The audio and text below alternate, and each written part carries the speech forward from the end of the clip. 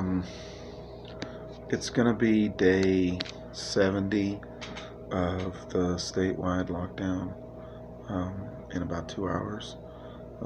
It's been 2 weeks since my last video, and we're going to hit 95,000 dead. And it's 92 or 93 now. And I have a birthday coming up soon, and it's been weighing on me, all these people that have died, and I'm like, it's bothering me, right? And one of the things, my birthday is coming up, is that at this birthday, I'm going to be as old as my father ever was, right? My father died about 40 days after his 53rd birthday, and I'm going to be 51 this birthday. That leaves me one more year, so it's on top of all of these people, 95,000, 93,000, man, it's just, wow.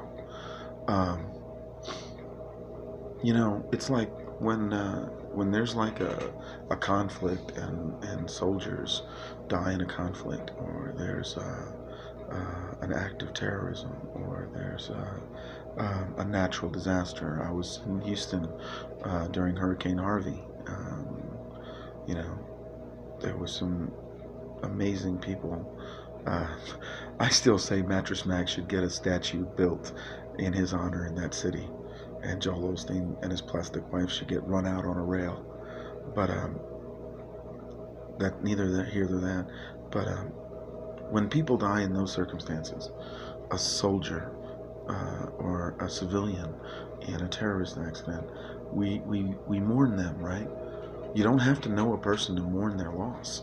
You don't have to know their whole life story. It helps. It's part of the ritual of the social grieving, right? But we're not getting that. We didn't get that back in April 2nd. Wow. April 2nd, there were only 5,000 Americans dead from COVID-19. And we're vastly approaching 95,000 people. It's wow. But like I'm saying, it's we're not having that moment of grieving, right?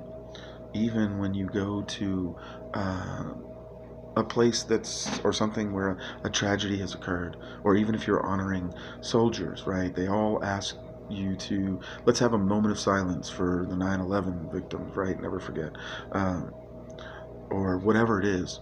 They're not expecting everyone there to have the same moment of silence. Some people will meditate on the Bodhisattva to be, and some people will pray to Jesus, and some people will chant to Krishna, and whatever, right? But it's the social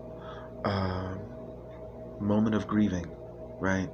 It's that moment of grieving that you share that allows people to get past it,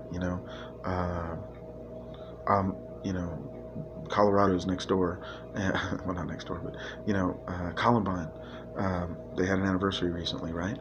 And I think, I don't remember how soon they had it after it was happened, but the community came together and had a moment of grieving, right?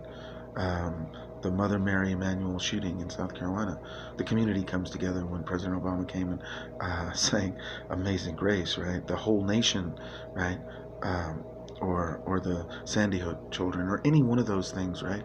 Where it's an enormous tragedy and everyone witnesses it, right? I'm old enough to remember the Challenger disaster, right?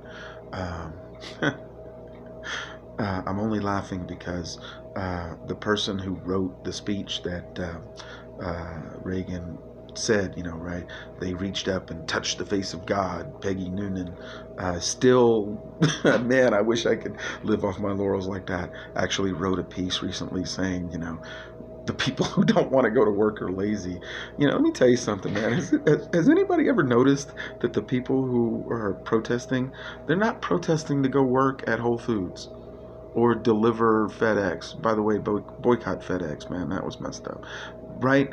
They're protesting so they can get served by hairdressers and masseuses and tattoo artists. They're not protesting to go offload the trucks at Walmart, man. They're not protesting to offload the trucks at farmers at Grocery Supply off of 288 in Houston. They're not protesting to do that. They're protesting to be served, right? That's real interesting, right? That's real interesting if you think about it. Um, but yeah, there's not been a social moment for us to grieve, man. And it's rapidly approaching where it's numbing, right? It becomes numb. Um, Alexander Solzhenitsyn wrote the Gulag Archipelago, and I'm not comparing what's happening here with what happened in that time and what the political structure that Solzhenitsyn lived under, but in the anthology, right, in the whole thing. From first being afraid that the Stasi, if you're at the grocery store and you say, screw the Communist Party, the Stasi comes and takes you away, the man comes and takes you away, and then, people just forget about you, to the point where you are sent to the gulags and the dead and the dying in front of you. Your own survival has become down to that, right? I'm not saying we're at that point, but if there's not a moment to grieve, you don't have to know people to grieve them, man. You don't have to know people to grieve them, right? When they show the people on the news, I hope, man, when they show it, I make myself watch it, right? I make myself watch it, right? Because that's the only chance we're really getting to grieve, right? After 9/11, man, there was all sorts of memorials and celebrations, and not celebrations, but mementos and all that stuff, right? I think every genre of music put out a thing, right? And I'm watching and I see the Instagram battles. I don't know who the hell Nelly's battling, and this stuff, and it just dawns on me, man. It's like we're numbing ourselves to the fact that this many people has passed. It's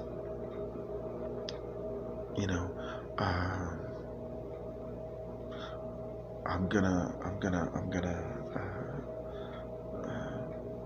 gonna try to grieve for people, man. I don't know what the ritual is. I don't know. I'm not religious at all, at all. And but there has to be something to allow us to grieve, right? It's like that. It's like that scene in the Simpsons movie. The Simpsons have done it already. It's like that scene in the Simpsons movie, right? Where the dome drops on the house. The people voted me to lead, not to read. I love the Simpsons. But yeah, it's like it's hanging over us, man. Yeah, it's hanging over us. And we're not being allowed to grieve. The local paper had a thing on their digital version. I'm not leaving the house, right? And they were talking, they had a section about the families that had to, the Navajo Nation is here. It's right here, man. And talking about the families that have had to bury their people, and they're not allowed to go to the funerals, right? I just, I don't know. Out of my own morbid sense of being morbid, I've written my sister like 4 times. I haven't mailed any of them, but I've written her 4 times, man. And it's like, in case I get this, or in case she gets it, or in case Cheeto Hitler and fucking Little Kim in North Korea decide to blow the hell out of the planet, right? But yeah, man, it's weighing on me right now because my birthday's coming up, and leaves me only 1 more year before I'm older than my father ever was. And all of this ignoring of the people who's passing, and this I don't know, man. I've been to I've been to Lisieux, France, and I've seen the grave sites for World War II, and I've seen I.M. Pei's Vietnam Wall, both in Washington D.C. and when it went on tour. And unfortunately, I've never been to Gettysburg, but I've seen places where there are gravestones or names or markers as far as the eye can see. And man, just thinking about it, it's putting goosebumps on my arms and chill down my back. What's that memorial going to be for this? Where is what's the commemoration going to be? How do we let all those people who have already buried 90,000+ commemorate that? How long will it be?